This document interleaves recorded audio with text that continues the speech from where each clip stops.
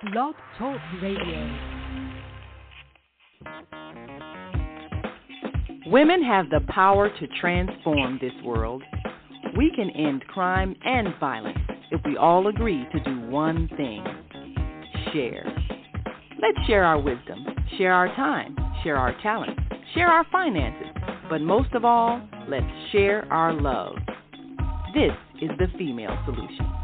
Join me, Naima Latif, every morning, 7 a.m. to 9 a.m. Central Standard Time, as we bring you stimulating discussions about the issues affecting our lives.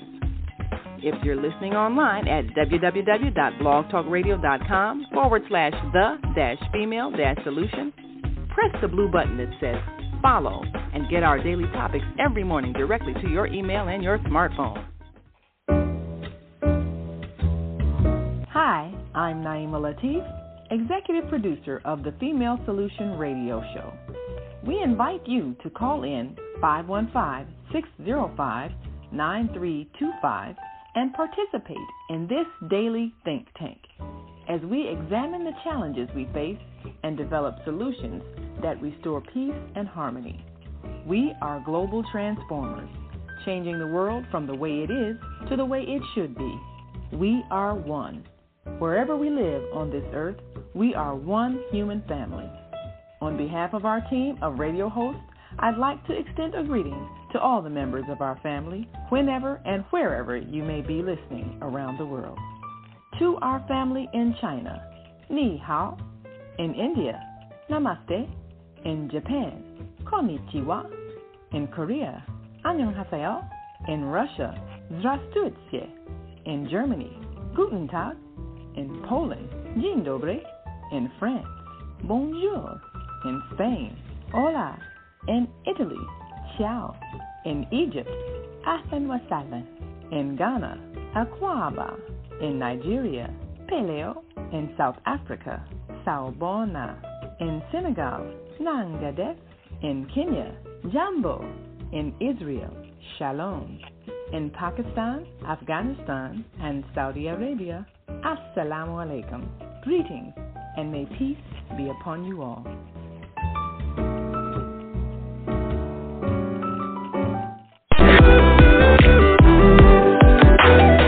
Tune in to Soulful Solutions with Dr. Debbie Green on Thursdays at 7 a.m. Central Standard Time and 8 a.m. Eastern Standard Time to hear great topics and stories on grief and turn it into victory.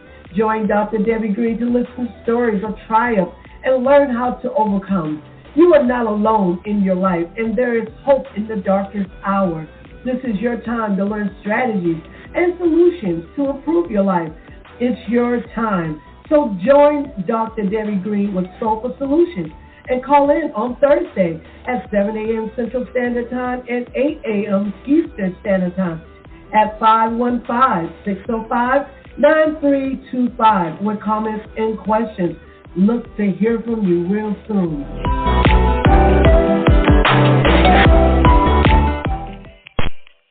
Grand Rising, and thank you all for joining us on this Thursday edition of the Female Solution Global Radio TV show. I'm Naima Latif, sitting in for Dr. Debbie Green, who's got a very important meeting this morning. She had to attend, but of course we understand that she is on call because the work she does is critical in saving lives.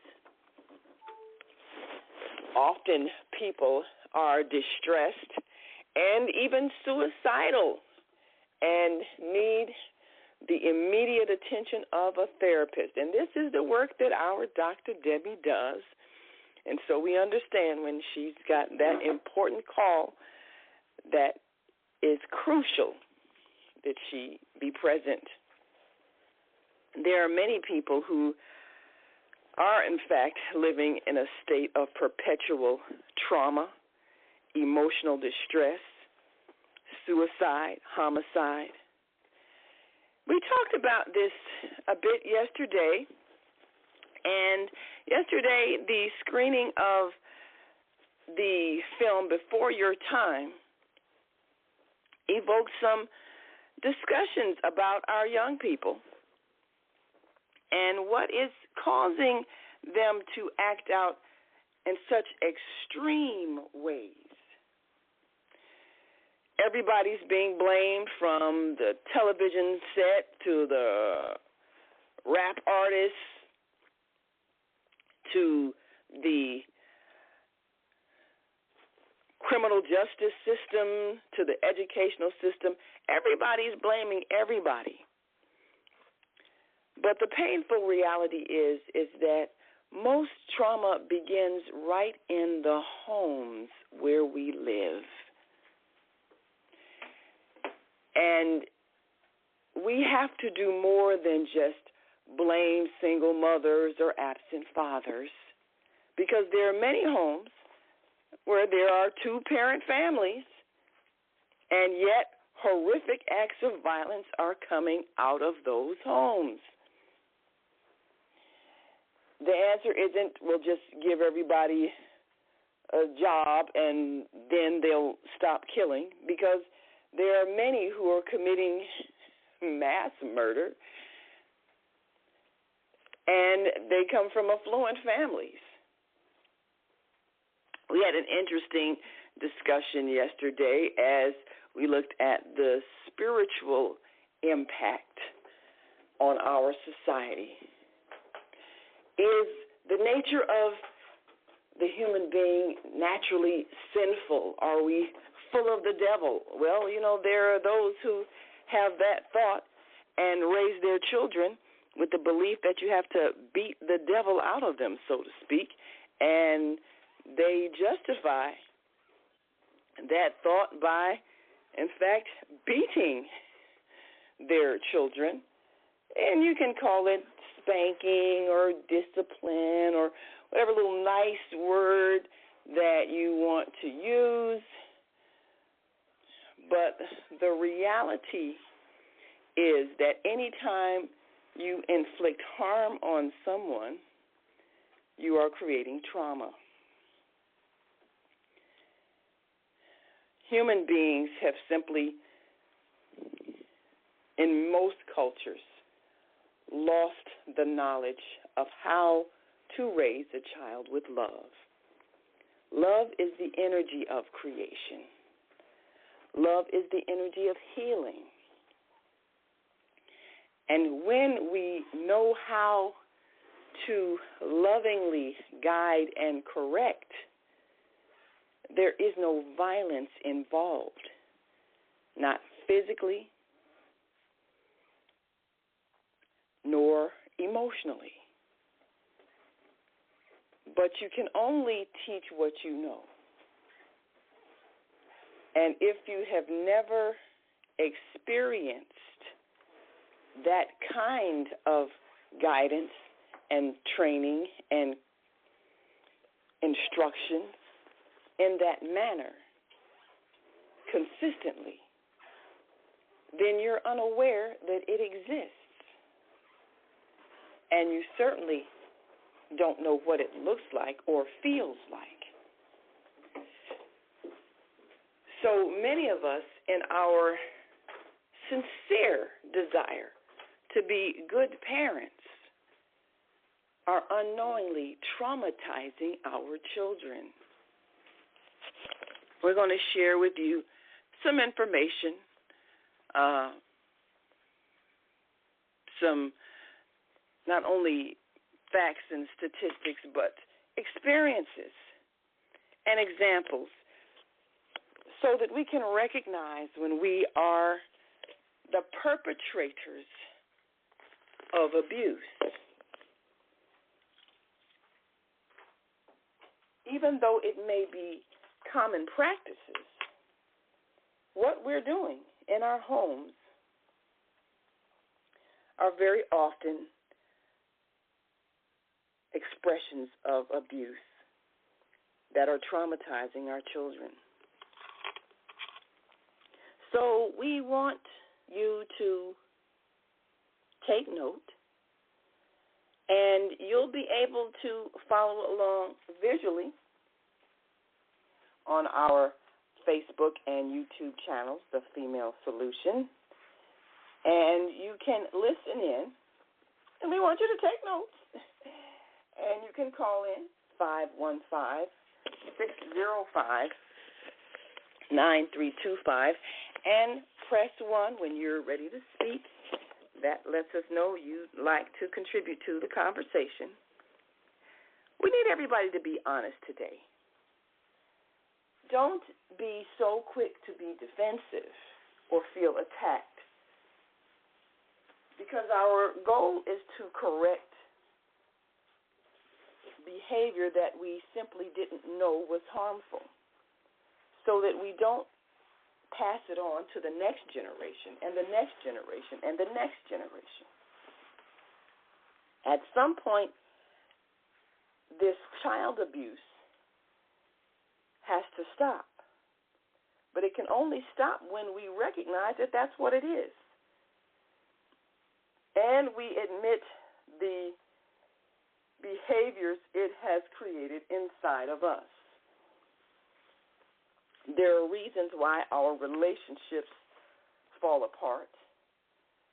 There are reasons why we have conflicts on our jobs, with our neighbors. There are reasons why we have a criminal justice system out of control, so that it becomes less and less clear who's the criminal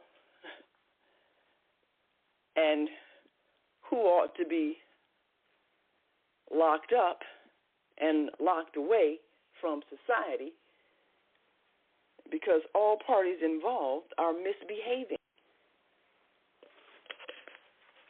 So we have a challenge on our hands in that our society, for the most part, is condoning ill behavior due to lack of knowledge. And we're seeing the results of it.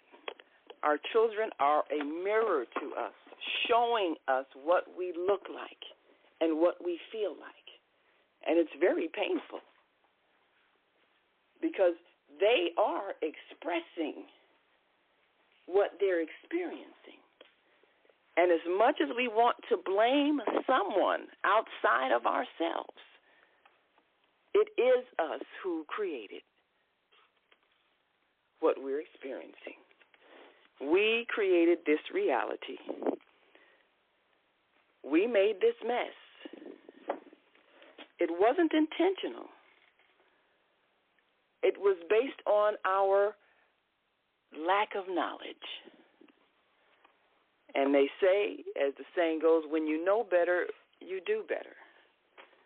So it is time for us to know better, so that we can do better.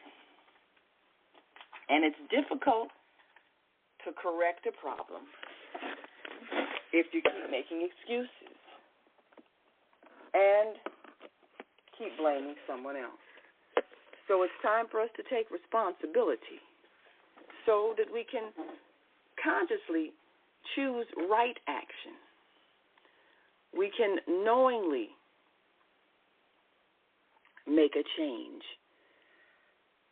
and we can positively affect the future. So we're going to take a quick break and give you an opportunity, if you would like, to call in 515-605-9325 and press 1. We're going to ask you this one question, and we want you to call in and give us your answer, your honest answer. And then we're going to talk more about, if you are a parent, are you traumatizing your child? We'll be back in just one moment. And we invite you to stick and stay. Don't stray away. be right back with your feedback. Let us know. As a child, were you spanked? Did your parents use physical punishment? Yes or no? And then we'll talk about how that really affected you. We'll be right back after this quick break, so stay with us.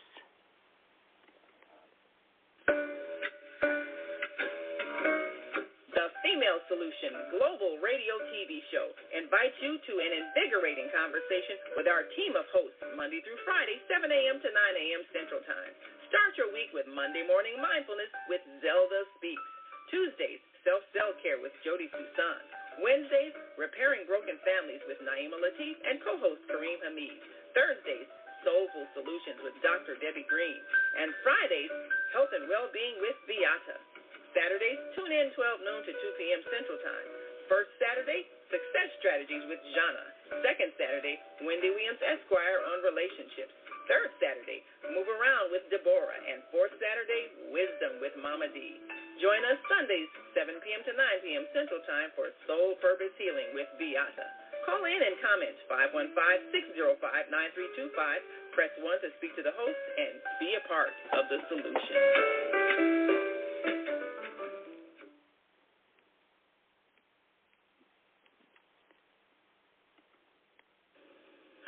I'm Naima Latif, and if you're watching this, that means you're one of the 4.6 billion people from around the world who are using an electronic device to talk to people. In these times, people are using the internet to talk to everybody. Friends, neighbors, family members, co-workers. People are on their cell phones and computers all day long. Now, if you're in business, that is great news. That means you can sell your products and services all day long and never have to leave your home. All you need is a media connection, somebody to connect you to an audience. And that's why I'm talking to you today. We produce programs, and our audience members are people who shop. They buy clothes, food, beauty supplies, cleaning supplies, home repair, transportation services, child care services. Whatever you're selling, they need to buy it. We're your media connection. Just follow this link, and tomorrow you can sit back and relax at home while your business is making you money.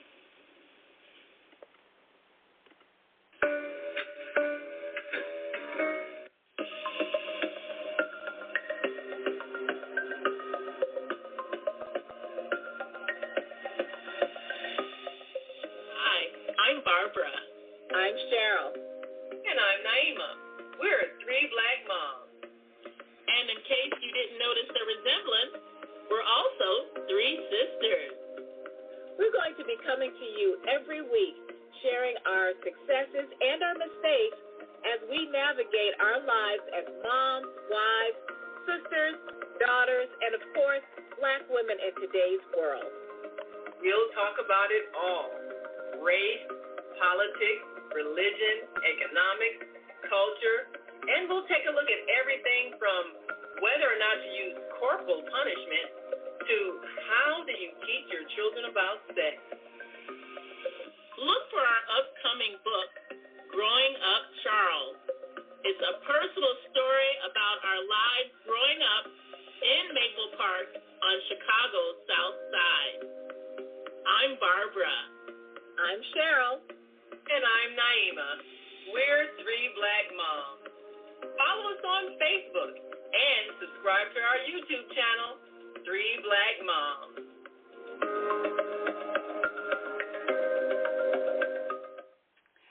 And we are back. You're listening to and watching the Female Solution Global Radio TV show. I'm Naima Latif, and we are so excited to be with you today. We're sitting in for our host, Dr. Debbie Green, who is, in fact, on a very special mission this morning. As you know, she is a therapist, and when she gets a call, to come into a meeting, it is usually critical and a situation that she needs to attend. So we are here on the Female Solution Global Radio TV show platform, our YouTube and Facebook channel, and, of course, you can reach us on Blog Talk at www.blogtalkradio.com/the-female-solution and listen in. Or if you'd like to listen in by phone, you can call in 515-605-9325 and press 1 so that you can join the conversation, because we want today to be interactive. As we prepare to launch our Parenting with Peace class, we truly want to highlight those behaviors that need to change, because it's those behaviors that are causing our children to manifest such extreme violence. They are traumatized. They are traumatized by a society that is cruel and insensitive. They are traumatized by repeated assaults, physical and sexual. And much of this is happening in our own homes. We hesitate to talk about it because most of us were raised with the idea that you don't tell the family business. So we've got many secrets in our homes. But the secret is out now, because the behavior manifesting in our children is exposing what they're experiencing. And as much as we want to blame everybody, the television set, well, you bring those voices into your home. We want to blame the rappers, you know, the performing artists who talk about gangs and drugs and violence. And we say, well, see, they're steering our children wrong. We want to blame the athletes because they're displaying all this bling and got this lifestyle, and we know our children want to emulate that, so we're blaming them. We're blaming everybody, but we're not looking at what we do in our own homes to our children that was done to us, that in real facts traumatized us as well, which is why our relationships didn't work. We fell in love, wanted to get married, wanted to have a family, but we were so damaged we could not remain with the other party because they were damaged as well. So many scars to the ego and the self-esteem, we couldn't do little things like simply agree and compromise without feeling like someone had assaulted our dignity. We were so damaged. We couldn't do little things like agree on basic systems of functioning in the household without arguing.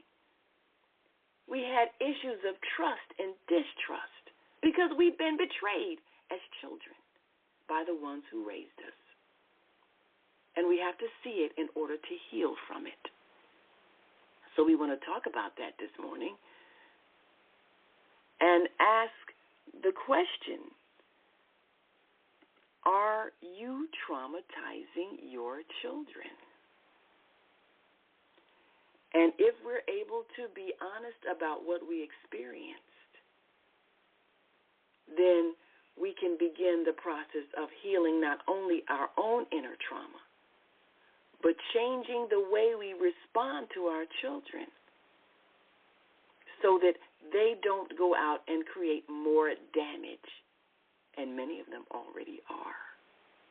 Many of them have already had relationships that they could not form, had children by people that they could not cohabitate with peacefully, left a child somewhere feeling unloved. And we don't know what to do about it. So today we want to begin the healing process so that we can begin to correct the damage that we're all collectively creating. So I've asked the question, and ask you all to answer honestly. Were you spanked as a child? And we're going to take your calls because we want to examine that first myth, the spare the rod, spoil the child idea coming out of church teachings, that if you don't beat your child, then they're going to be unruly and disrespectful and unmanageable. Therefore, you should hit them if they do something you don't like. And that's good parenting. We've been raised, many of us, with that myth, and it has scarred us deeply. But we want to talk about that as we step into the process of healing. So let's go to our phone lines, and if you'd like a visual connection with me, you can go to our Facebook page, and that is The Female Solution, or our YouTube channel, The Female Solution, and write in your comments, and we will share them with our listening and viewing audience. So first, let me go to area code 815-666. Grand Rising. Thank you for joining us on the Female Solution Global Radio TV show. And give us your name and where you're calling from and answer this question. Were you spanked as a child? Good morning. This is Prince Goofy. Yes, I was spanked once. And I ran away after that. Okay. Well, that says a lot. Got my brown paper bag, put my book, crayon, books in there, my little doll I had, a little racing car. I got to the corner, like, get your butt back here. So how old were you when this happened? I was about 7. 7.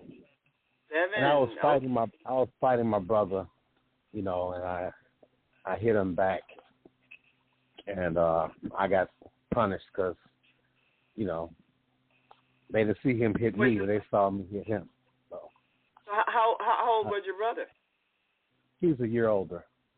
Okay, so you're all around about the same age. So it wasn't like you were picking on a 2-year-old or something. You were actually. No, I was sociable. He was in-house. I was sociable. He was jealous that I was outgoing, and that's what it is. But I wanted to comment on why we parents use spanking. It is a form. They don't want you to go outside and share what's going on inside. That's true. My mother used to say, "You know what? Don't talk about nothing going on." They were. My mother used to grab my ear if I talked too much outside. It was like a control mechanism to whip you and to slap you. So when you go out in public, you would be docile, and you would walk around just traumatized, and because they don't want you to share what's really going on in the house. There's a lot. Well, What do I mean? Of course, what that does, that conditions you to be in an abusive relationship and to stay in it, because that's what your parents made normal for you. We do something awful, but you're not to tell anybody. So that's the conditioning. But when I grew up, they used to say, a woman used to say, if a man don't hit you, he don't love you. There are women who believe that, and they will stay with someone who hits them. Again, our parents are conditioning us by the way they treat us to accept whatever happens in the house as normal. Because what do you know? You're a child. So whatever you experience, this must be normal. So getting hit must be normal. It's a physical traumatic culture that we have going. I look at teenagers now, young kids. The way that you know how they have fun together? They choke each other. That's scary. They grab each other around the neck and they laugh, and they just beating each other. I'm like, why y'all being so physical? This is how we play. Wow. This is how we play. I mean, this is serious. I see it every day. Why are you choking her like that? We're playing. So how do we dissolve that? I mean, it could be something in school where, school have counseling, family counseling.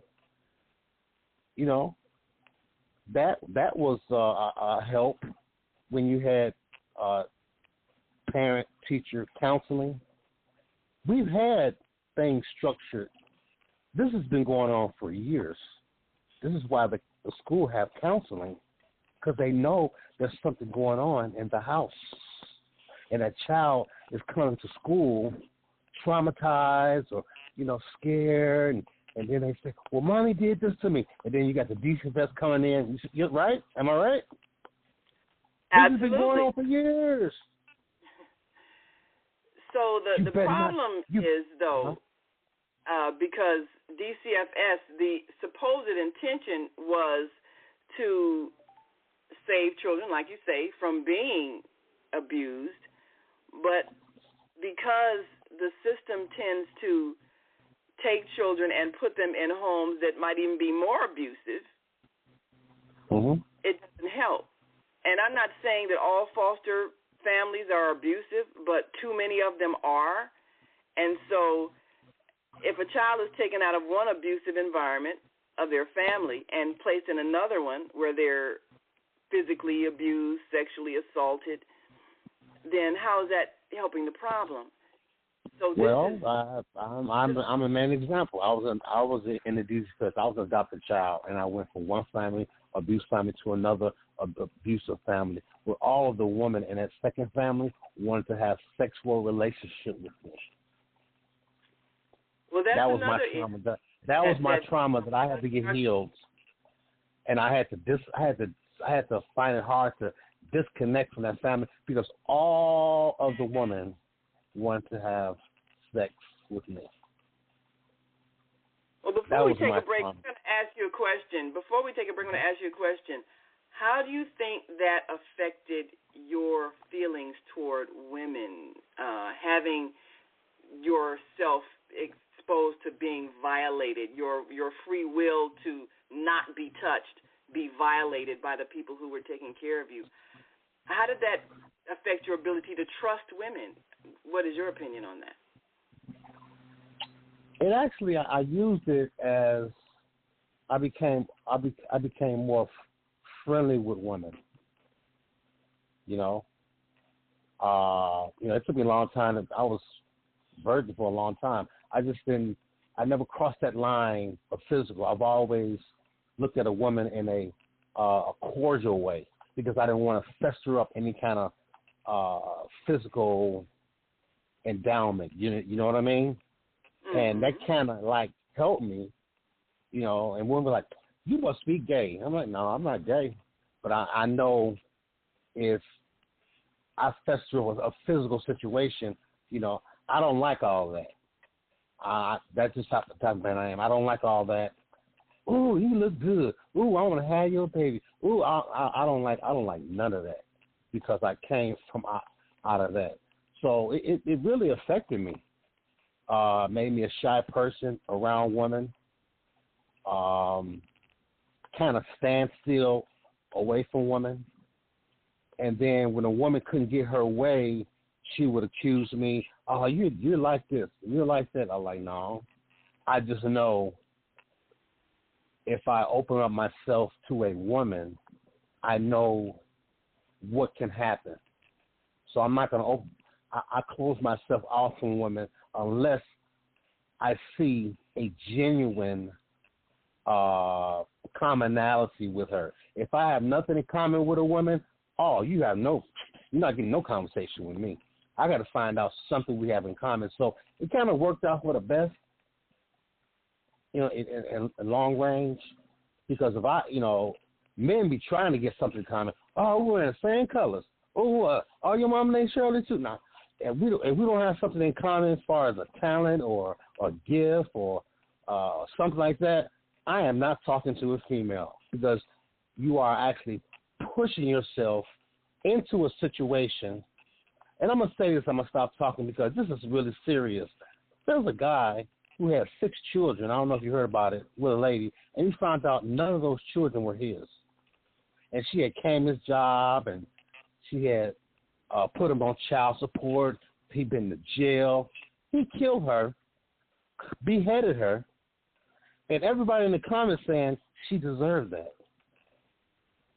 So that's pretty horrifying. That's a pretty horrifying story. We have a gap.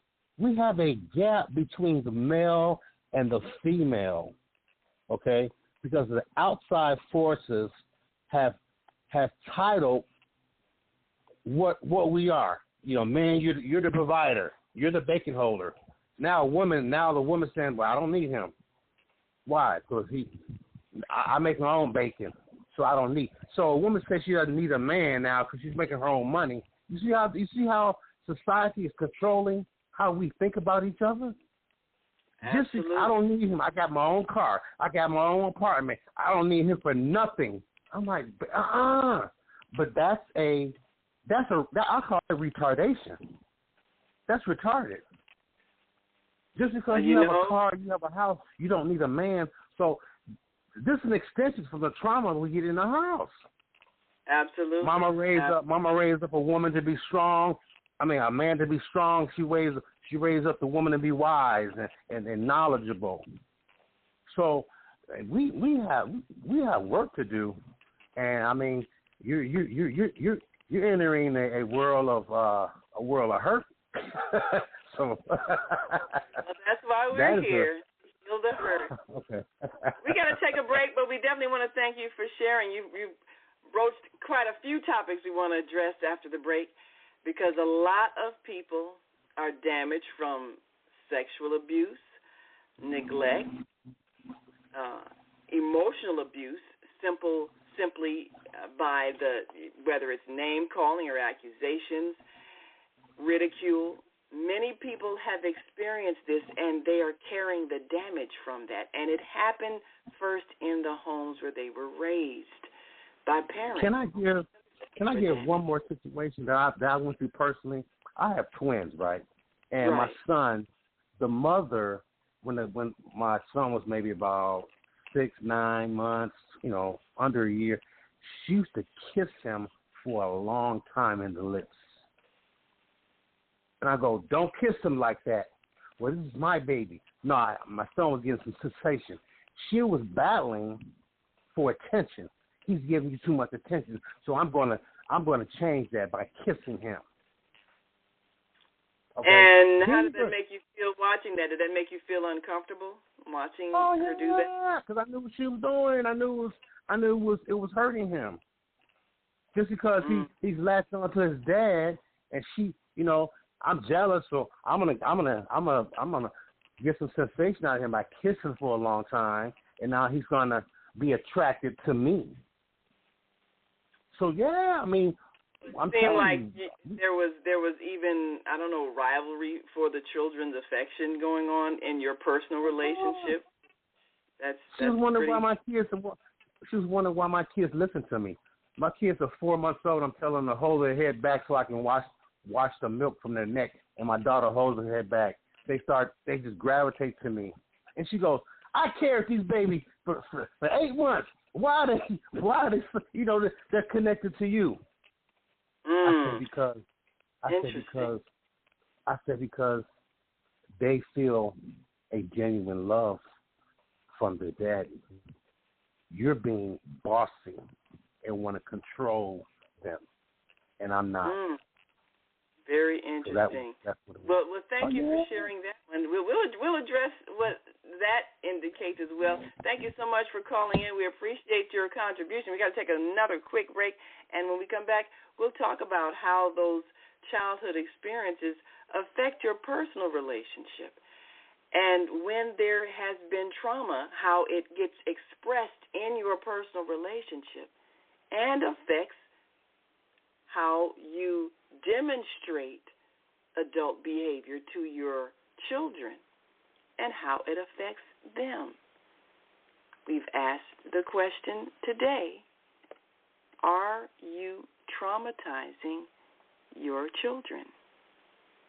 So We'll be right back after this quick break, so stick and stay. Don't stray away. And if you're on our switchboard now, please press 1. We want to hear from you. We've asked the question, were you spanked as a child? It's a deep question. And often we think it's normal to be hit because everyone was experiencing the same thing. Everyone has been traumatized. And that's why we're seeing our children act out so extreme. We'll talk about it more when we come back. And what are some ways we can begin the healing process? We'll be right back after this quick break, so stay with us. Hi, this is John Alexander. And I'm Naima Latif. Meet people like you who are making a positive difference in the world. Big difference. Watch us every day on The Media Connection at www.youtube.com/TheMediaConnectionTV. YouTube it. We'll see you soon. There are people who choose to make a positive difference in the world. Our job is to bring you their stories to motivate you to do the same. Join us each week, host John Alexander and Naima Latif, as we bring you the educators, entertainers, elected officials, religious leaders, and community activists whose works are transforming this world. Find out how you can make a difference too. Be inspired. Watch The Media Connection.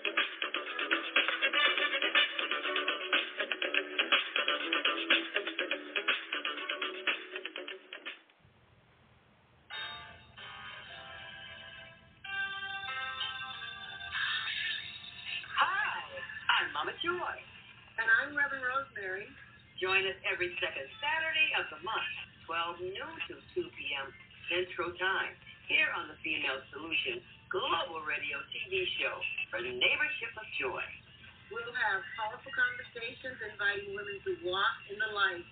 So call in 515-605-9325 and press 1 to speak to the host. You can also join us live on the Female Solution Facebook page and YouTube channel. So see you on the second Saturday on the Neighborship of Joy.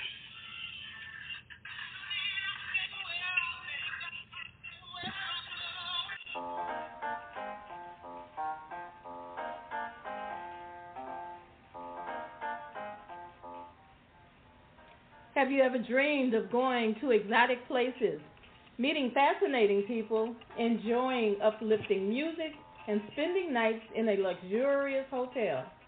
Do you look forward to a relaxing vacation where you can walk along the beach or sit in a quiet park and enjoy the sunset or sunrise?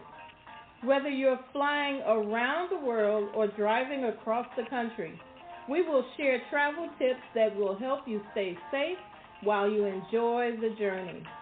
Join me every third Saturday of the month, 12 noon to 2 p.m. Central Standard Time, and move around with Deborah here on the Female Solution Show. Call in and comment 515-605-9325 and press 1 to speak.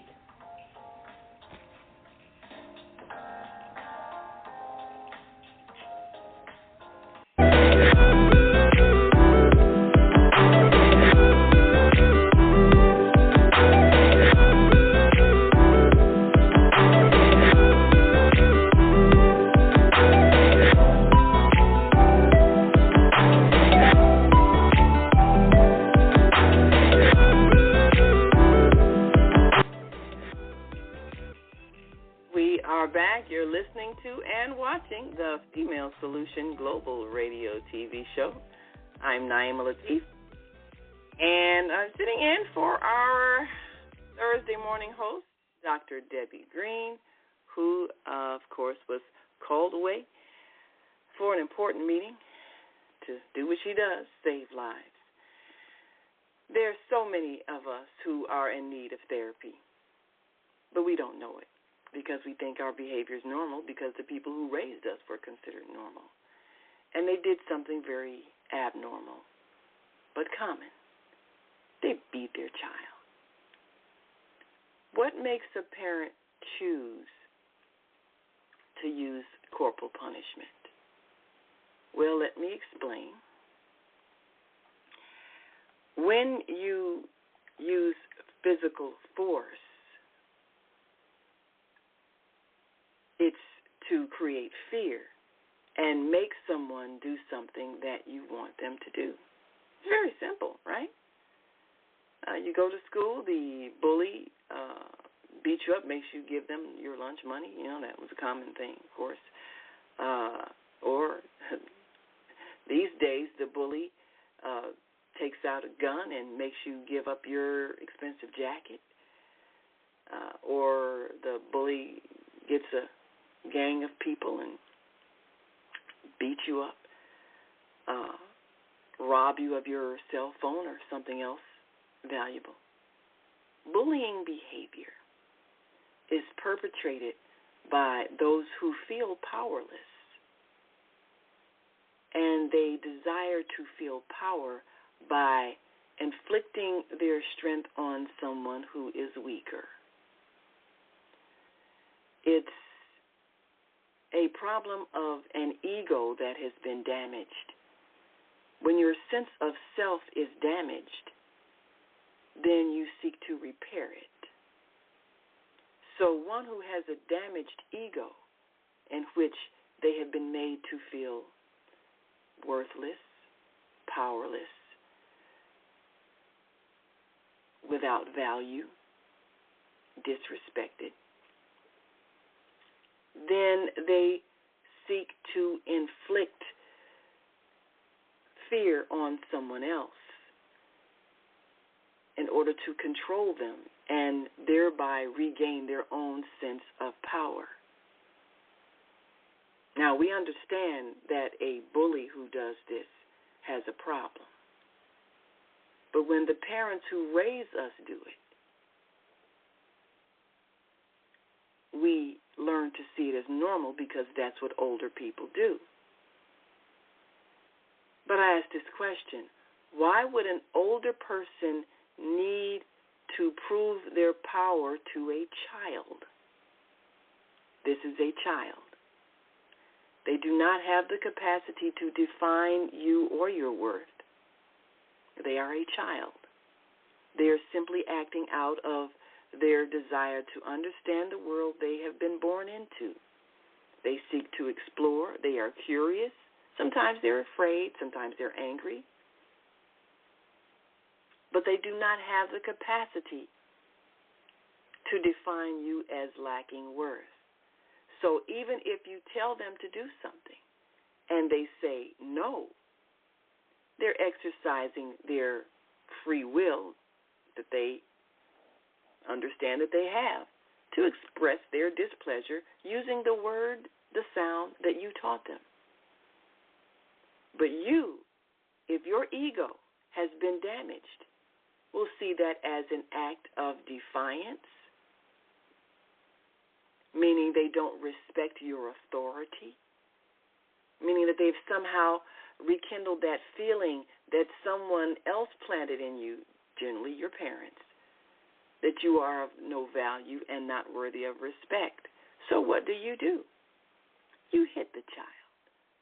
You make the child behave, not because that child intended any harm to you, but because your ego was so damaged that you responded to a child simply expressing their feelings with violence, with abuse, with bullying, because your ego was damaged somewhere in your life.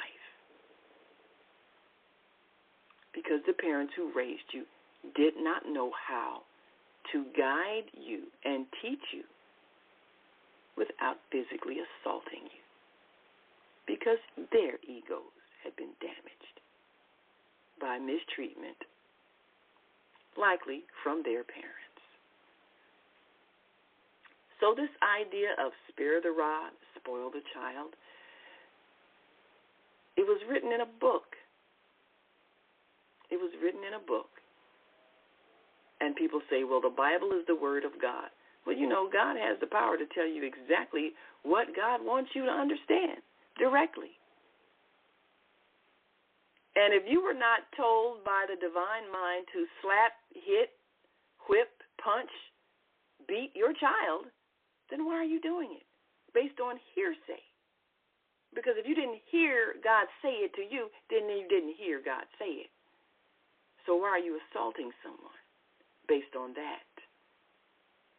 We all have the power to get direct divine direction. So ask yourself, why are you choosing to inflict pain on a child? Well, how do I make them behave? Well, we'll talk about that. Let's take some calls. Glad I sparked some thought. We've got callers on the line. I'm going to take you in this order, area code 312-632 and 773-977.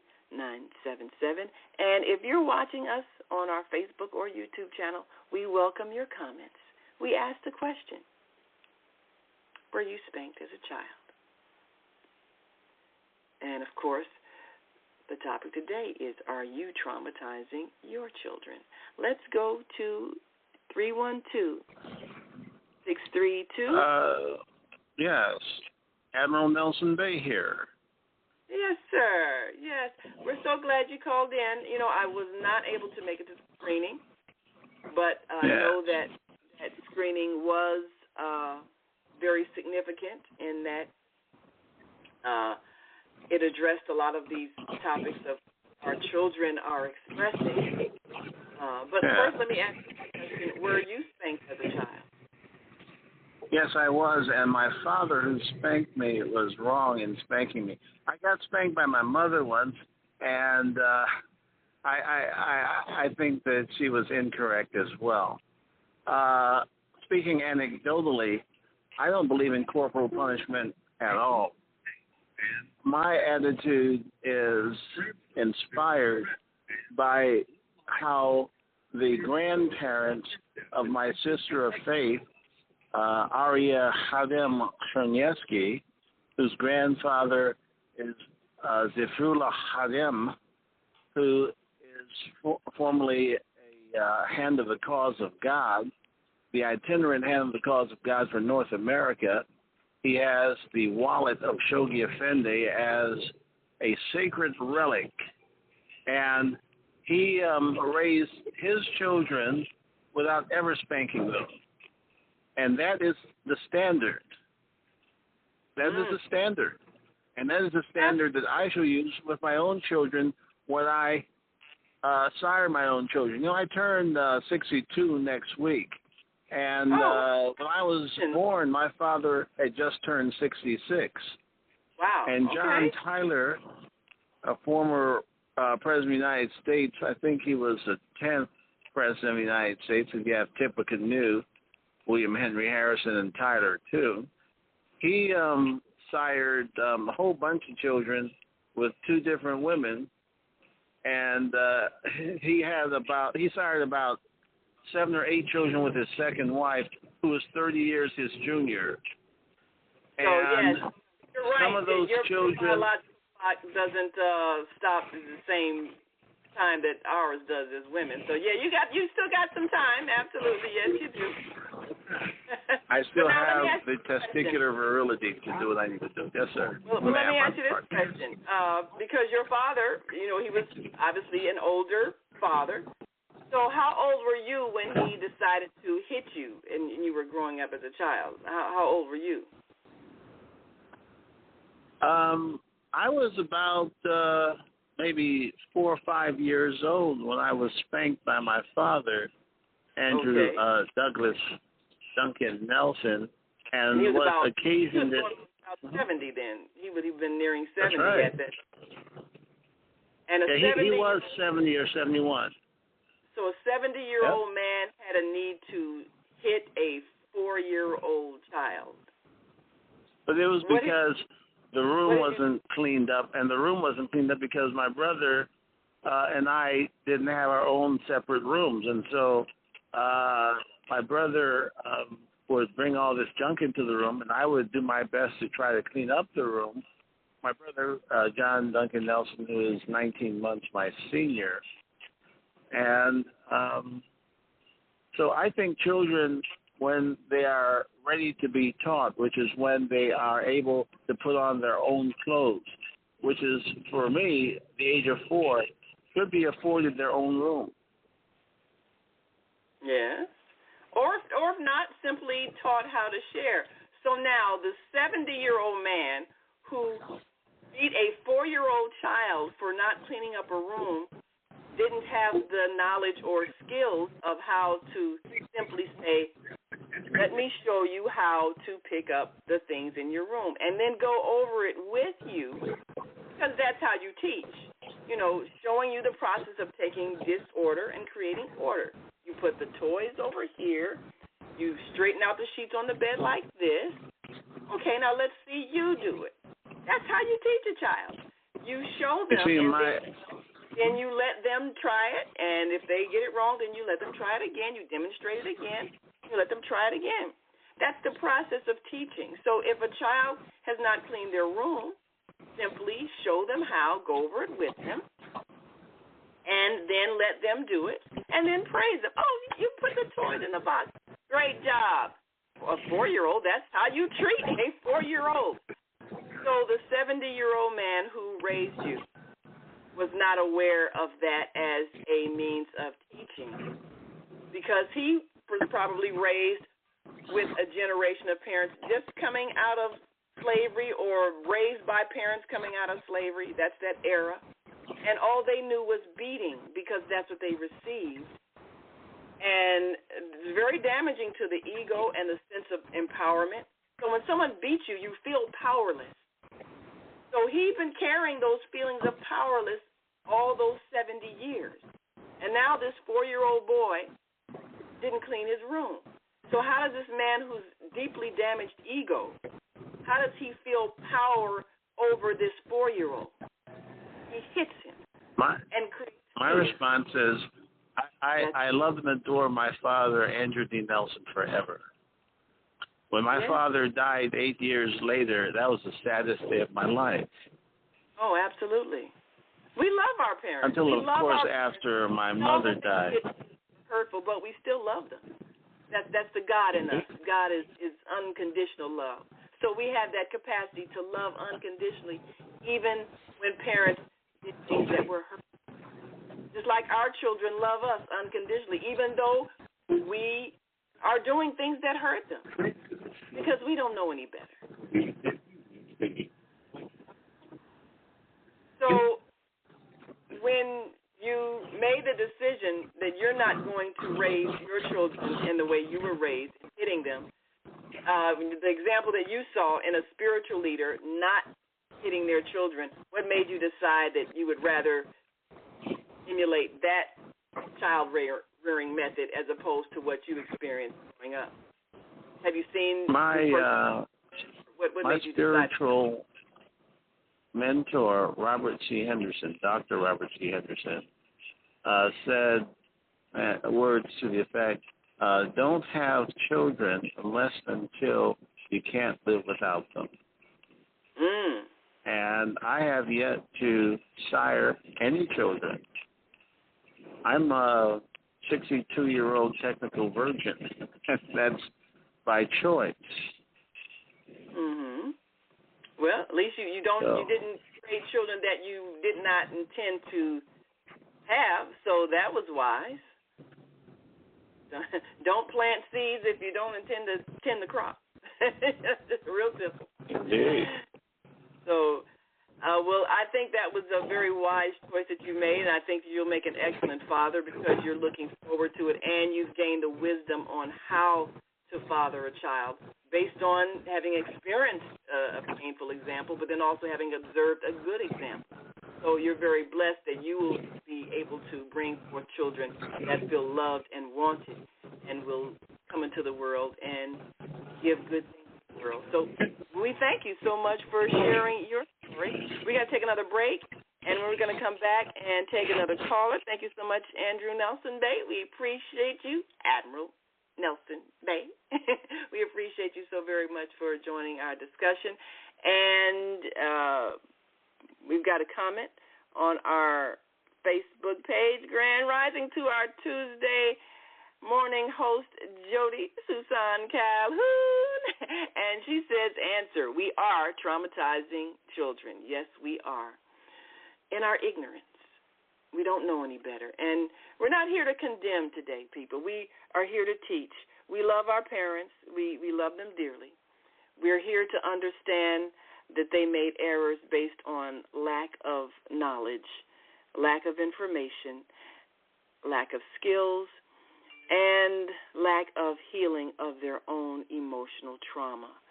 So we want to end the trauma with this generation and change the way we're raising our children by changing the way we respond to them when they do something that we don't like.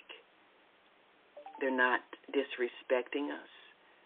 They're not showing that we aren't valuable or worthy of respect. They're not insulting us. They're not defying us. They are children. And when we respond with the need to hit, it is because of our own damaged ego and our sense of helplessness and powerlessness. And so we take that bullying behavior that comes from feeling powerless and we inflict pain on someone weaker than us so that we can feel powerful again. That's what spanking really is. But I'm sure there are those who disagree, and we welcome your thoughts. Give us a call, 515-605-9325, and press 1 when you're ready to speak, and we will gladly open your mic so you can share your thoughts. We'll be right back after this quick break, so stick and stay. Don't stray away. We'll be back in a moment, so stay with us.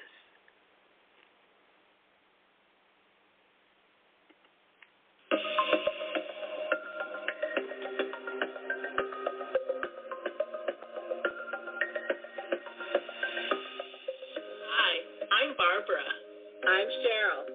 And I'm Naima. We're 3 black moms. And in case you didn't notice the resemblance, we're also 3 sisters. We're going to be coming to you every week, sharing our successes and our mistakes as we navigate our lives as moms, wives, sisters, daughters, and of course, black women in today's world. We'll talk about it all. Race, politics, religion, economics, culture, and we'll take a look at everything from whether or not to use corporal punishment to how do you teach your children about sex. Look for our upcoming book, Growing Up Charles. It's a personal story about our lives growing up in Maple Park on Chicago's South Side. I'm Barbara. I'm Cheryl. And I'm Naima. We're 3 black moms. Follow us on Facebook and subscribe to our YouTube channel, 3 Black Moms.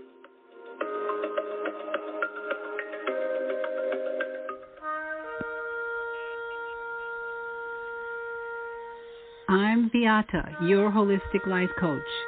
These days, it's more important than ever to work on your physical, mental, emotional, and spiritual health. Are you consciously breathing deeply in stressful moments?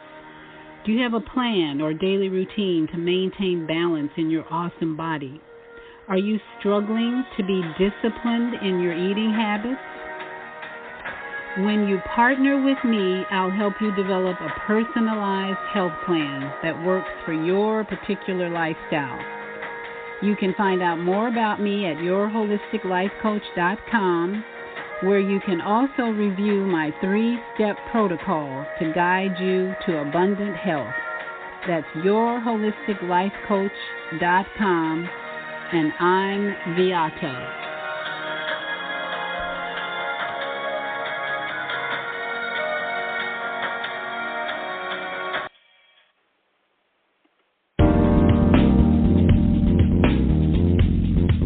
Is Monday morning a struggle to get out of bed into the swing of things? Well, Well, don't worry, you are not alone. Join us for thought-provoking, stimulating, and mindful conversations on higher learning with Zelda Speaks for your Monday morning mindfulness sessions on Blog Talk Radio, The Female Solution, Mondays, 7:30 until 9 a.m. Be sure and send your ideas, thoughts, comments, and suggestions. Also, if you'd like to be a guest on the show, visit ZeldaSpeaks.com and send us your info. We'd love to have you. Experience mindfulness moments with the mindfulness/stress relief coach, Zelda Speaks. And thanks for sharing the mindfulness moment tip of the day. Stay on purpose, stay empowered, and stay tuned to your next session of mindfulness on Higher Learning with Zelda Speaks.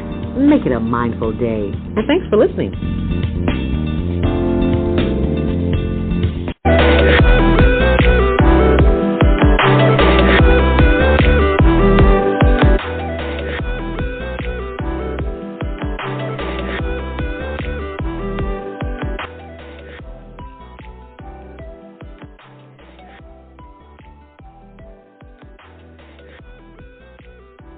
And we are back. You're listening to and watching the Female Solution Global Radio TV show. I'm Naima Latif, sitting in for Dr. Debbie Green, who is on an important call this morning. But we want you to answer the question, were you spanked as a child? We're talking about that because we tend to pass down behaviors that create trauma. And the issue is, are you traumatizing your children? Well, let's go back to our phone lines and go to area code 773-977. Give us your name, where you're calling from, and answer this question. Were you spanked as a child? Good morning. Giving honor to God and thanking God for everyone listening today. And definitely I was spanked as a child. This is Lois here in Chicago. And I'll tell you, when I was spanked as a child from 3 years old, I can remember being spanked. That's how I learned to sing, because my father only believed in harmony. And as I saw my other sisters and brothers get whippings for making mistakes, I never made a mistake. And I think to this day, some of the 10 children are jealous of me to this day, because I never got a whooping for ratting, Daddy called it. However, I can also remember one good story about Ronald Coleman Trask, my third brother of 7 brothers. He was about 7 years old, and when we got a whooping, we had to line up according to your age. If you did something wrong, the first child came first. So one day, Mother walked in the house, and she said, Jane, I know I bought some eggs. And she said, and those eggs are not in the refrigerator. And I know, James, I brought them home. So Daddy said, well, what happened to your mama's eggs? Nobody knew what happened to the eggs, so we all had to line up to get a whooping. So while we were all lining up, Emily was first. And while we were lined up, Ronald came out of the closet, 7 years old. He says, here they are. Wait, here they are. I was waiting for them to turn into chicken. So we didn't get a whooping, but he was waiting for the eggs to turn into chickens, he said. And so he was only 7 or 8 years old, but we were lined up waiting for that whooping. You know, and our people came from slaves, you know, and they came from slaves where, you know, Daddy said you couldn't even look in a white man's face. You better hold your head down, you pass our white man, he said.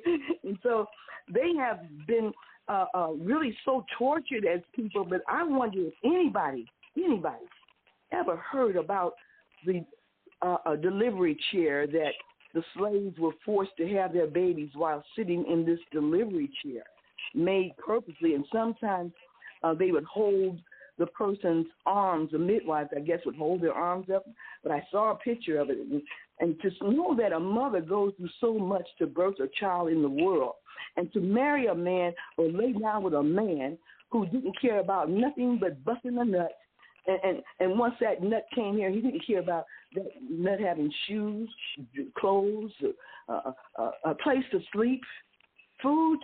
They didn't care. They took off and did what they wanted to do. And most of them are doing that.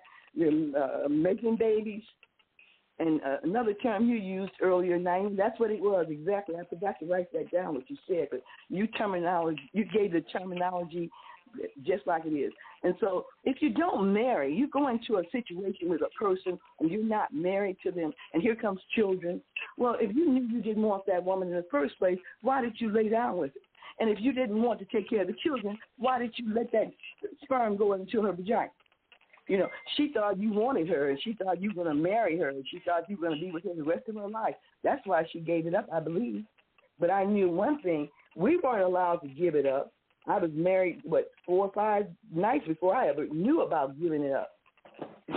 So that's all I have to say. We definitely, anybody knows about that chair. That chair, as a mother goes through that torture and have a baby in that chair like that, and you couldn't move or whatever, but the chair was made for the slaves to have their babies. So every mother has gone through a torture situation delivering a child. It's a blessing to have a child. And a lot of people cannot have a baby if you poison them. Thank you for this time. This is Lois in Chicago. Thank you. Thank you, Lois in Chicago. We always appreciate your contributions. You know, there are a couple of things that Lois shared with us that, you know. Oh, I'm sorry. I have one more. Oh, sorry. Go ahead. Okay. Just about a couple of nights ago, my 46-year-old daughter, she has a tendency to always get out of the bag with me and say something or do something. She's not going to hit me or anything. But I told her the other night, I wish I could just hold your little tail down and put you on the chair the way my mother used to do it and hit you on your butt about 50 times. That's all. Thank you. But you realize you can't do that because she's as big as you are now. I said I wish I could. So, you know, a lot of parents, they may wish that, but they realize they cannot once their child has grown up. You know, that's an interesting thing, though, because for those who believe that this is how you correct a child, and maybe you've got this 3-year-old and they're throwing a tantrum and you know they're irritating you, so you start slapping them and maybe they quiet down out of the fear of getting hit again. And then this 3-year-old is now 13, and you might still slap them because maybe they cursed at you or something, and you're going to make sure they don't disrespect you, so you beat them some more. And then that 13-year-old decides, I don't have to take this, and then they run away from home. And then what happens after that? Because they decide, look, I don't have to take this abuse. I'm grown. Well, of course, they're not. They're just 13. And so maybe they spend some time out in the street, and they go through some hard knocks and some bad experiences, you know, maybe going without food for a while, maybe even assaulted. And so they come on back home. And so you feel like, okay, you learned your lesson. But they're still angry, and they're still sullen, and they're still not obeying you, and they may even have other tendencies that you don't like. Maybe they've gotten into drugs or alcohol, and they're just teenagers. And you hesitate to hit them because you don't want them to run away again. And they may even act as if you hit them, they might hit you back. So what do you do when you're at this stalemate, when you can't use the methods of control you used to because they're not this little child, and yet they're not a grown adult with wisdom, and they're still in your care? And they are disrespectful. They are unmindful. Well, this is the state that a lot of parents find themselves in, and maybe they might even decide, I am going to hold you down and whip you. And they do. And then the child says something to a teacher. They violate that don't tell rule. And then next thing you know, you've got DCFS, the Department of Children and Family Services, at your door, taking away your 13-year-old and placing them in foster care. That's the story with a whole lot of children right now. How did it get to that point? Well, maybe if we had not hit that 13-year-old and planted that seed of rage in them, that sense of powerless and not being able to hit back, maybe if we had guided them lovingly and helped them in whatever activity that we wanted them to have, then they would not have become that defiant 13-year-old that we can't control, and we still wanted to try to control with physical punishment. But now it's clear that that's really assault, and the authorities then come and remove your child from your home and take away your parental authority. That's the case with a whole lot of families right now.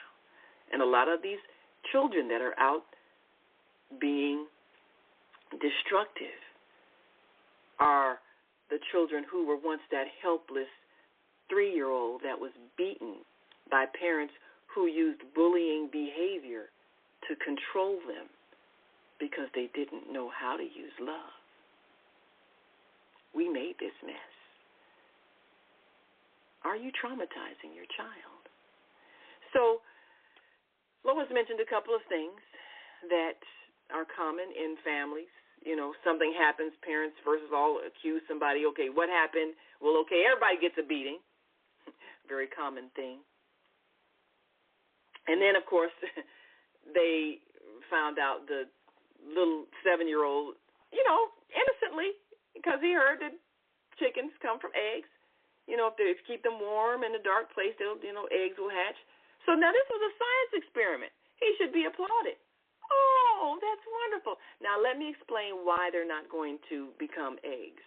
Because they were taken away from the mother and not kept warm.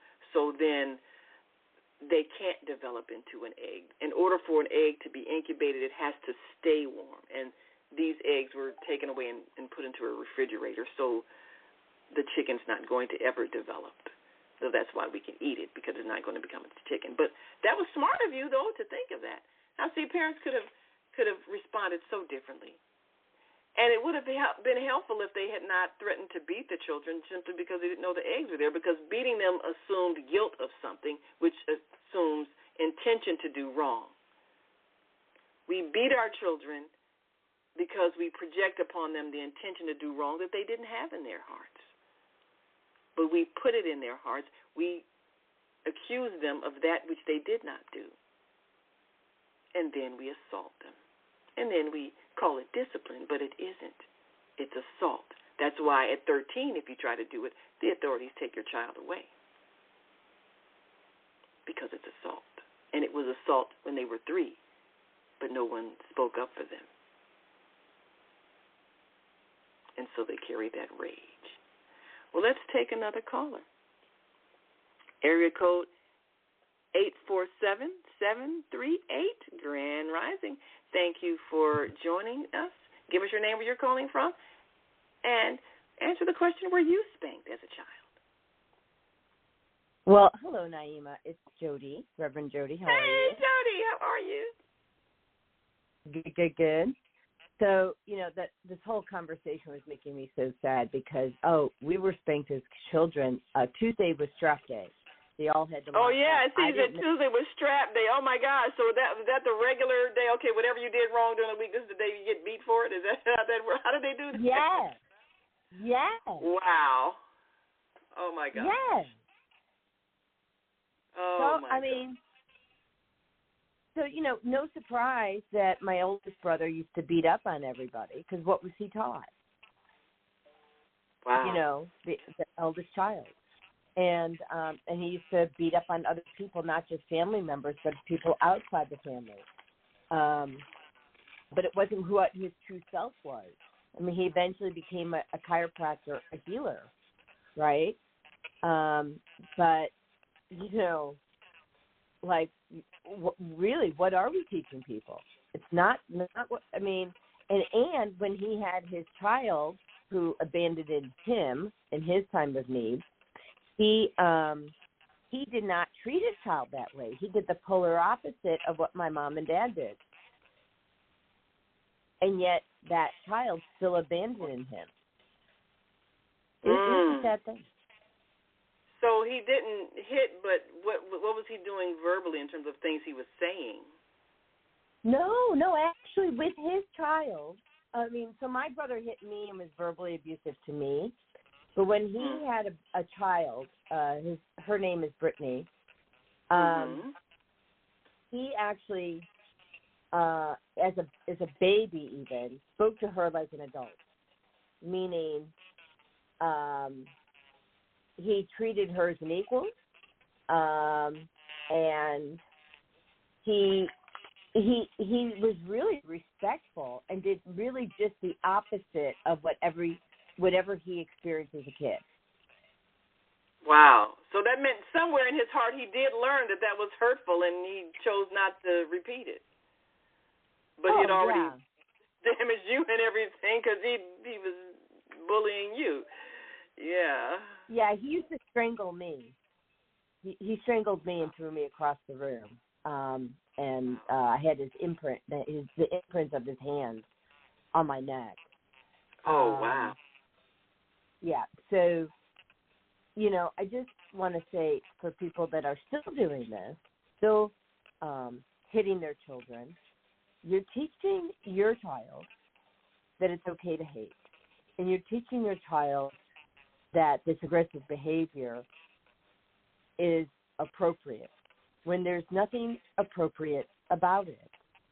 And you're teaching, if you have more than one child, now the eldest child is going to mimic you and do more.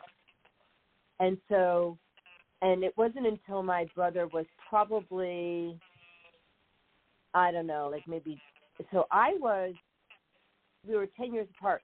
So he was like 30. And at that time, he went to, in Chicago, Landmark Education, which is personal leadership and development. Oh, yeah. And he shifted everything. He shifted his mindset and really, and then taught others. Because, right, when you learn, then you have to teach. Yeah. I think it's our responsibility.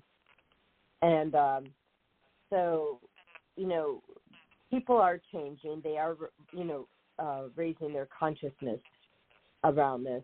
And, I will tell you, I never hit anybody until I got into a relationship. And then all my demons and traumas from childhood came out because it was time for it to heal. That is what happened. So I wanted to say to people who are listening, if any of that relates to you, or all of a sudden you're doing things that you've never done, it means there's a trauma in your body, meaning you were hit and abused, and it's time for you to give it to God and release it, because it's in your subconscious mind. It was taking up and running your show. So yeah, I don't know. Anything else you want to add to that, Naima? Like, how that mind works? Yes, I really thank you so much for calling in, because as you say, the trauma is still in you, and it will manifest in your relationships. And I've shared this with our audience before. My husband, I loved him dearly, was 6'4". But when we got into arguments, I was the one with the explosive temper that became violent. And I mean, years later when we both, matured, and, he'd kind of joke about it and say, I still got the scars from where you grabbed me with your nails, and, he would laugh about it, but at the time it was happening earlier in our marriage, it was not funny because I was a wreck, but I had this rage in me from having been hit as a child. And it does surface in your personal relationships. And my sisters, we've talked, because all of us have realized that part of us that we now maybe have learned to release and heal, it did surface in our relationships with our husbands. So if you experienced parents making you feel powerless and helpless because you had to endure assault, which is what a spanking is, the rage inside of you stays bottled up, and it does come out in your personal relationship as an adult. And it's important to know that it's there so that you can heal. So, I want to add to this, because this is as of last night. May I? Yes, absolutely. Okay, so so let me just back up and say that we are taught that love can be taken away, right? Would you agree with that? Yes. So we're always fearful that we're going to lose love. Yes. Right. So at the very beginning of my relationship with my husband, he was married at the time, but he was being abused by his wife. And anyways, he and I knew we wanted to spend the rest of our lives together when we met. And he came to me, we had dinner, and then he said, I'm going back to, and, fill in the blank of his wife's name. I don't want to mention it on the air. And so I was horrified, because love was taken away. And that's what I learned as a 4-year-old, too, that love could be taken away. And so I was breathing into that and living into that in this relationship with my husband, and it was destroying our relationship. And he didn't understand why. He goes, but I chose you. He goes, why are you still upset? Well, I'm not necessarily, I'm traumatized by it, right? I was traumatized. And so what we did last night is we healed it. So, and that was the first time, instead of talking about it, we just healed it. And so what happened is we spoke a little bit, but we brought in Jesus. And you could feel the energy lift out of Andrew and lift out of me. And all of a sudden, all that of self-worth was gone relative to this relationship. It was just gone because I felt worthless in his eyes. Even though he would say all these good things, I felt worthless. And so people, I share this story, which is raw and new, like yesterday. Yes. So that you can hear that what you say and do is an imprint on people, and it sticks. Yes. It sticks. And so you have to, and I say, I do it too, so I'm not sitting here like condemning anybody. I'm just bringing awareness. Like, I've done this, I do this, it has to stop for all of us. So, and interestingly enough, my friend Dr. Tracy Cantarutti, who teaches leadership, she forwarded to me this morning an email about blame.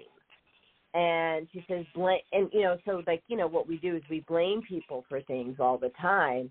And I'm not going to read the whole email because it's like, 9 pages long. But you want to look at what this blame is doing that the parents are doing to the kids, and then the kids do it to their siblings, and then they go out and do it to others in the world.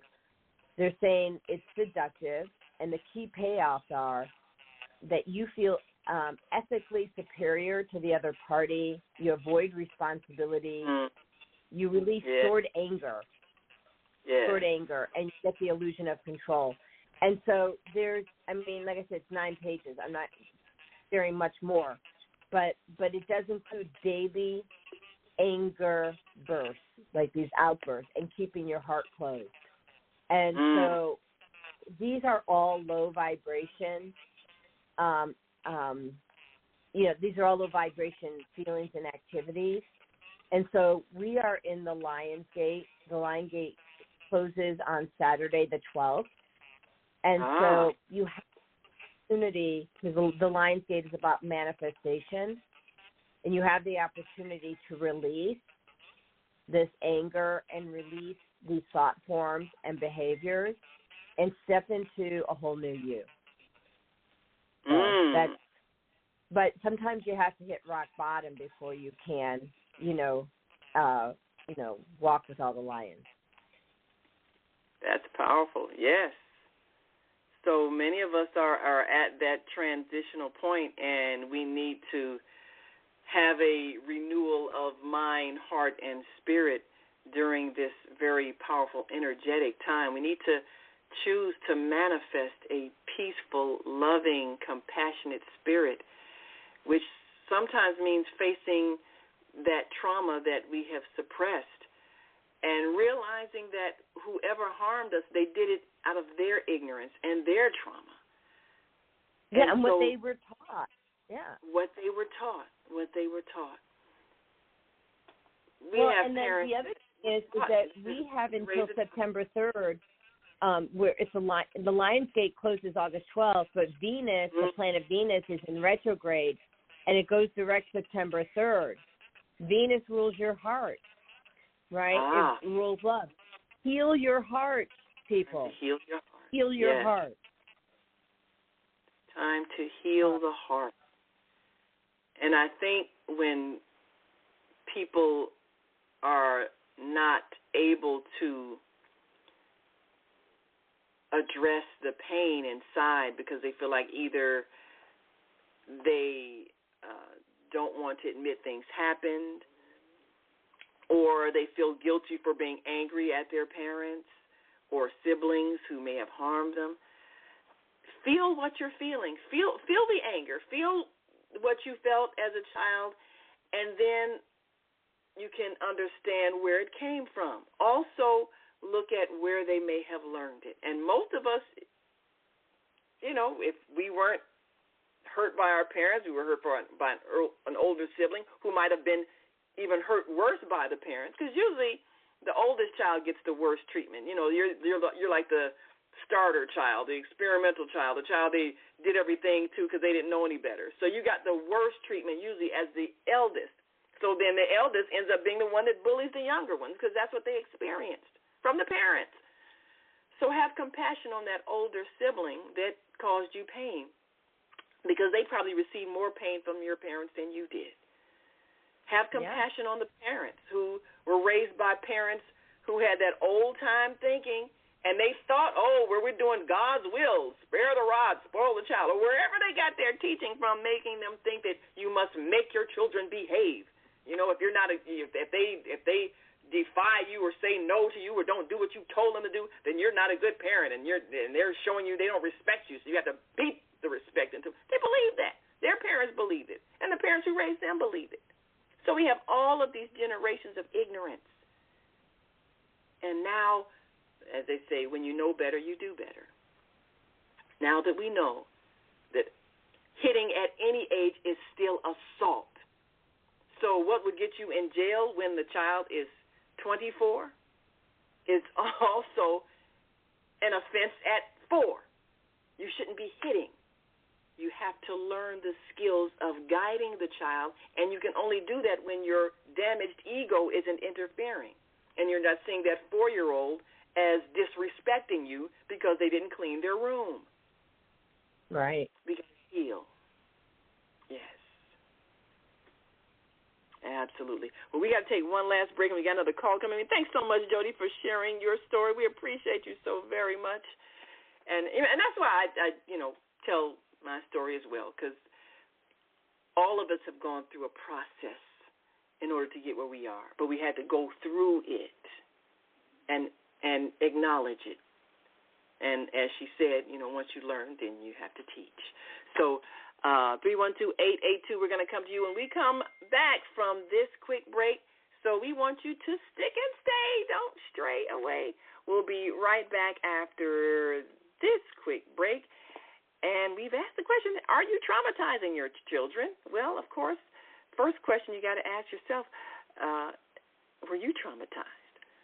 So we want you to answer the question, were you spanked as a child? That's where it begins. We'll be right back after this quick break, so stay with us. Hi, I'm Naima Latif, and if you're watching this, that means you're one of the 4.6 billion people from around the world who are using an electronic device to talk to people. In these times, people are using the internet to talk to everybody. Friends, neighbors, family members, co-workers. People are on their cell phones and computers all day long. Now, if you're in business, that is great news. That means you can sell your products and services all day long and never have to leave your home. All you need is a media connection. somebody to connect you to an audience. And that's why I'm talking to you today. We produce programs, and our audience members are people who shop.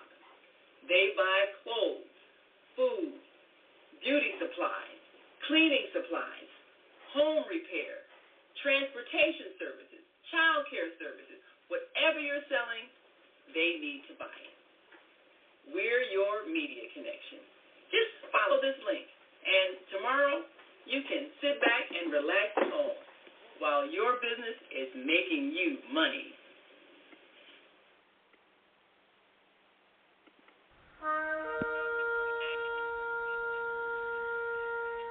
I'm Beata, your holistic life coach.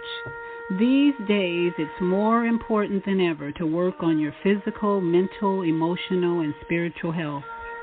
Are you consciously breathing deeply in stressful moments? Do you have a plan or daily routine to maintain balance in your awesome body?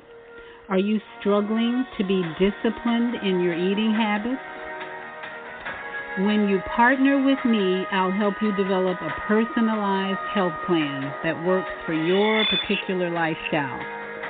You can find out more about me at yourholisticlifecoach.com, where you can also review my 3-step protocol to guide you to abundant health. That's yourholisticlifecoach.com, and I'm Beata.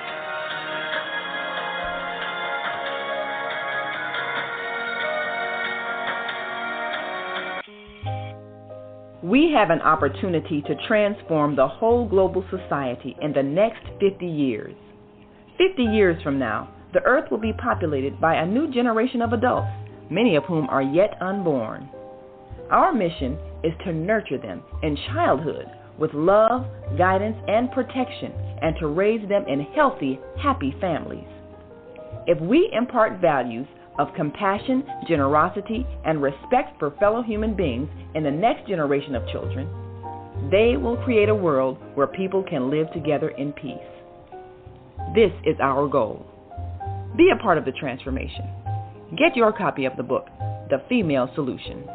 Go to www.naimalatif.com. That's www.naimalatif.com.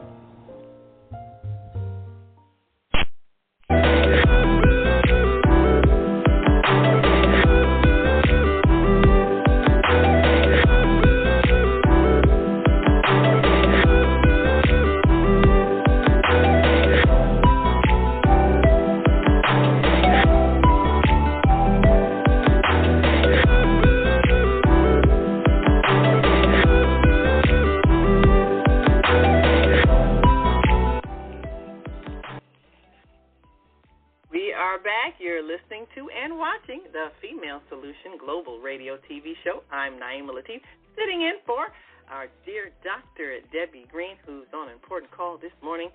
But we want you to participate in today's discussion because we've asked the question, are you traumatizing your children? Well, you know, the trauma begins when you do anything with the intention to cause harm to someone. Whether you're doing something that hurts them physically and causing them pain, or doing something that hurts them emotionally, insults, threats. Anything that you do to a person to cause them harm is traumatizing to them, and they carry that with them. So children are especially impressionable. And the early years, what they experience in their homes with their parents, shapes their sense of self-esteem, their sense of self-worth, their sense of empowerment, and the ability to shape their lives. But when you're 2, 3, 4, 5, 6, 7 years old, the big people who are raising you have power over you. Now, power over somebody doesn't mean you have the right to cause them pain. It means you have a responsibility to guide them and teach them and protect them from harm. The people who raised us didn't understand that because it wasn't demonstrated to them. And what they experienced was trauma from those who raised them. And so they demonstrated what was done to them by doing the same thing to their children. Just as you'll find a child who bullies is usually a child who's bullied at home. When you feel powerless, you feel that you can regain your sense of having power by forcing power over someone weaker than you. That's what a bully does. So before we take this next call at 312-882, I want to throw this thought out here as well. Because this is the abused become the abuser. And so it just gets passed down from generation to generation, and it gets passed from people to people. One group of people that was abused by another group of people will then turn around and abuse another group of people. Just like a sibling in a household, after having been abused by parents, will then turn around and abuse the younger siblings. So the cycle of abuse has to stop, but we have to understand where it came from and acknowledge what was done and forgive it because it came out of ignorance. In this country, we know that we experienced the horrors of slavery. But the horrors perpetrated by one group of people were perpetrated by a group of people who themselves had been abused. The people coming out of Europe were coming out of a system where you could be publicly flogged for not paying your taxes. You could be beaten for, well, there was times in the Middle Ages of adultery, having sex outside of marriage. You could be publicly humiliated, scorned, jailed, publicly whipped. So many of those who were let out of the jails and sent away to America were those who were traumatized by abuse. And this made up a large portion of those who founded this nation, or whose children, their descendants, founded this nation. And you think abuse wasn't happening in their homes? So now, having an opportunity to purchase prisoners of war from another nation, the various nations of Africa, in the process of warfare, selling off prisoners of war. Those prisoners of war became subjects of abuse by those who were raised by those who'd been abused. And so abuser meets one that is put in a position of powerlessness, and therefore they inflicted the abuse, the same abuse that they received. Because even in those wealthy homes, aristocratic homes, they believed in whipping children. So now whipping children came from whipping strangers. And so therefore you can inflict all of that trauma, all of that sense of powerlessness on a group of people that you've taken away from their homes. They don't have any place to run to or run away from you. And so what they do is experience all the cruelty, all the sadistic behavior that comes from one who themselves has been raised with abuse. If we see it in the context of what it is, hurt people hurting people, then we can even forgive that because we understand it. And we can choose to let it end with this generation, all of it. We have the power to do that because we now understand. So let me go to our phone lines and go to area code 312-882. Thank you so much for your patience. Give us your name, where you're calling from. And first answer this question, were you spanked as a child? Well, and ya shalom. Assalamu alaikum, beloved.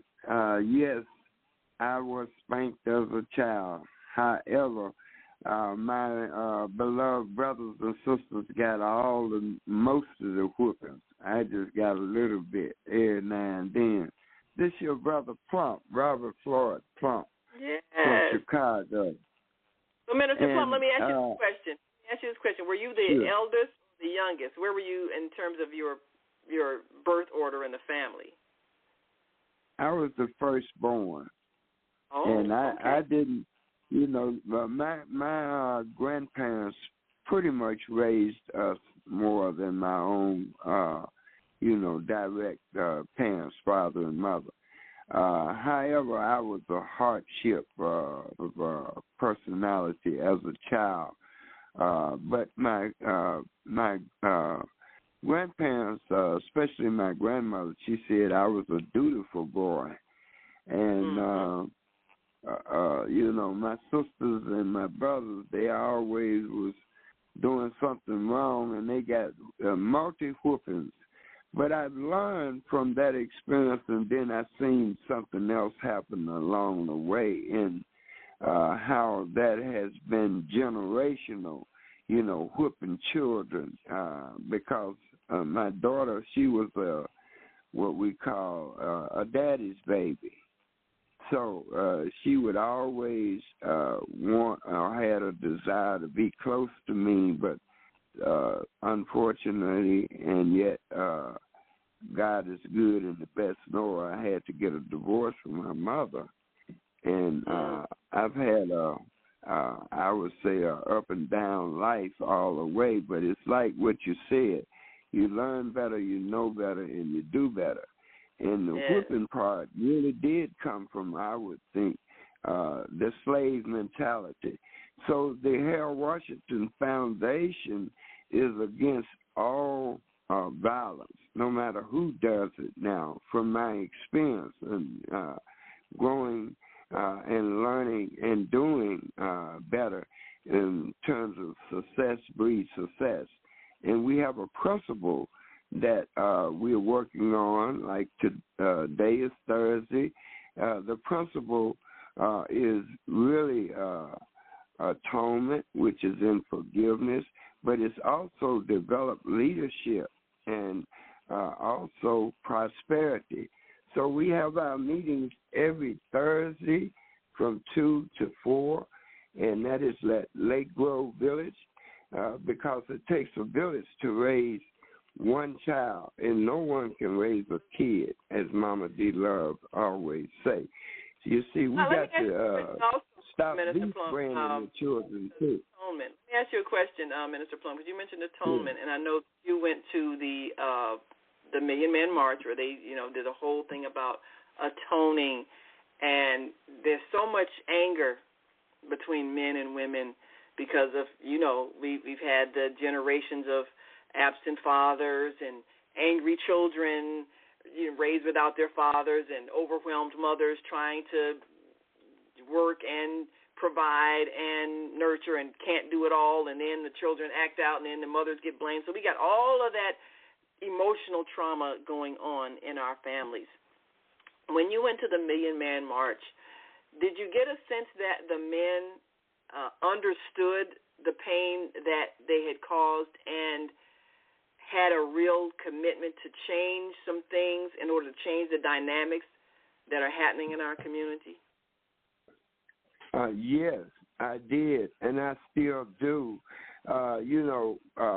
We have, for an example, experience became our best teacher, or my best teacher.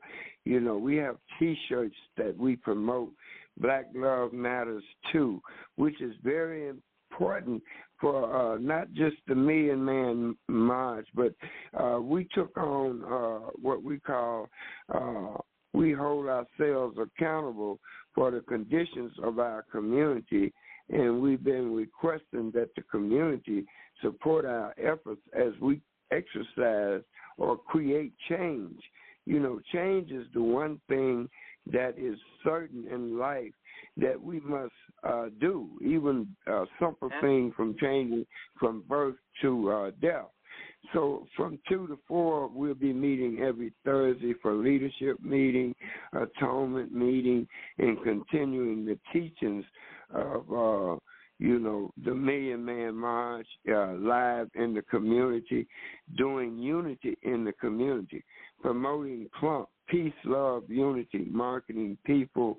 And let me ask you this, yes, Mr. Plump. sure. Let me ask you this, because you all are meeting regularly, and hopefully people are absorbing some things. And yet, since the time of that march, things have gotten worse in a lot of places.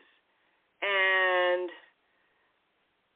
we're all trying to figure out, okay, what happened? There was this great explosion of inspiration, after we listened to the speeches and all of that. Everybody went back home with the resolve, okay, we're going to get our families back together, and we're going to create businesses, and we're going to employ our people. Well, you are right. And then something happened, really and all of a sudden everybody went crazy.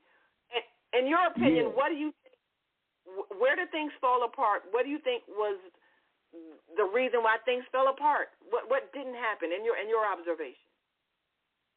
Okay, well, thank you. In my observation, I think first of all, that the community have to take that pledge again, especially the Million Man March, in order to rebuild the community and keeping it real. Because, what I would say happened was they pledged to be responsible and to be committed to God, whether you was a Hebrew or a Christian or a Muslim, but to be a community activist, you have to be a PMA. We went by the Inglewood yesterday, from 5 to 8, and knowing to be, a part of the solution. This is what we have to rebuild and be recommitted to. And the greatest is still love for God, and God is love. And we must do whatever we got to do and be present at the Lake Grove Village. That's 3515 South Cottage Grove. Every Thursday, we're there from 2 to 4, and then we are there every Sunday from 2:30 to 4:30. And for more information, brothers and sisters can get in touch with Minister Plump, and you have to call me in order to get into the building. Either I would come to the door, or our security at 312-882-5935. Okay, all right, we win. We appreciate all that you do. Continue to do your work, and definitely we've got to recommit.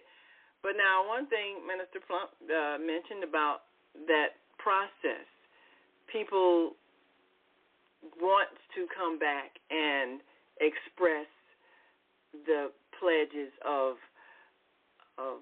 taking care of their children and their families and all of that.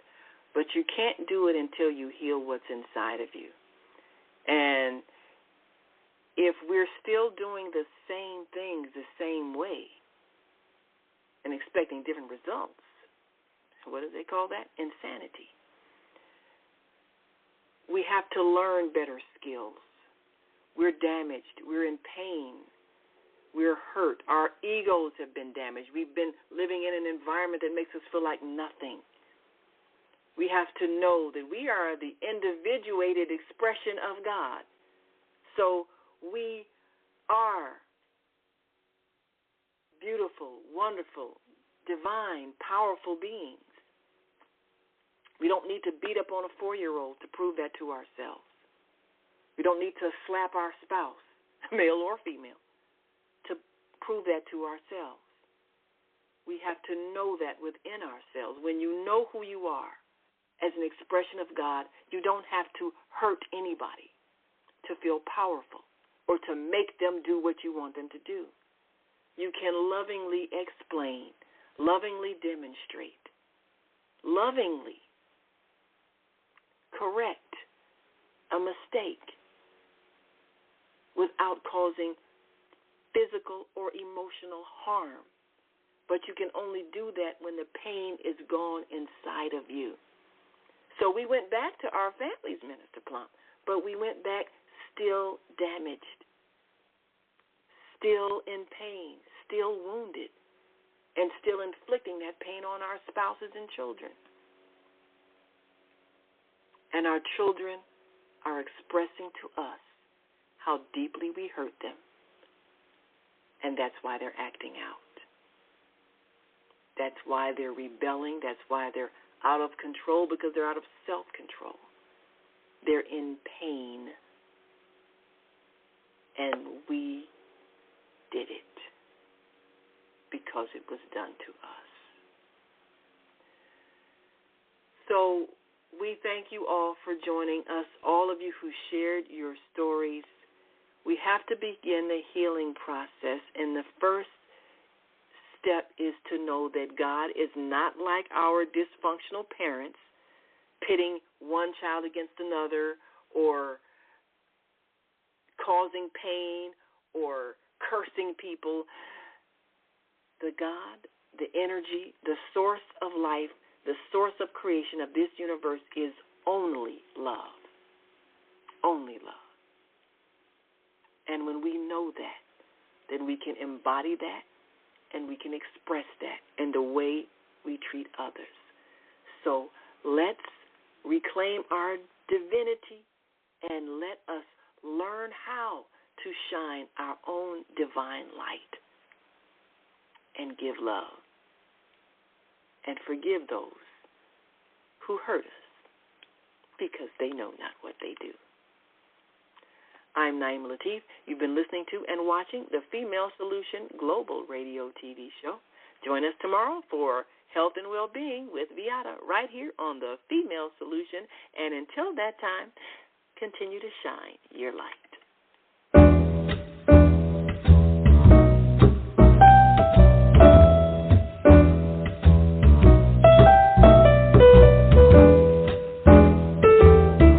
We've come to the end of our show today, but you can hear every show in the archives at www.blogtalkradio.com/the-female-solution.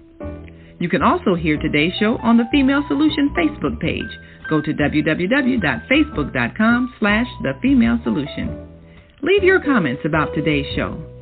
You can always reach me on my website at www.naimalatif.com. That's www.naimalatif.com. Watch our TV shows, listen to our radio shows, order our books, and be sure to get your copy of the book, The Female Solution. On behalf of our team of radio hosts, I'd like to thank all of you who participated in today's discussion. And to our global family listening from all around the world, we say thank you. To our family in China, Sheshe, India, Zanyaba, Japan, Arigato, Korea, Kamsahamnida, Russia, Spasiba, Germany, Danke, Poland, Dziękuję, France, Merci, Spain, gracias, Italy, grazie, Egypt, shukran, Ghana, medasi, Nigeria, eshe, South Africa, ngiyabonga, Senegal, Geret, Kenya, asante, Israel, toda, Pakistan, shukriya, Afghanistan, Tashakkur, Saudi Arabia, shukran. Assalamu alaikum wa rahmatullahi wa barakatuhu. Thank you, and may peace be upon you and the mercy of God and God's blessings.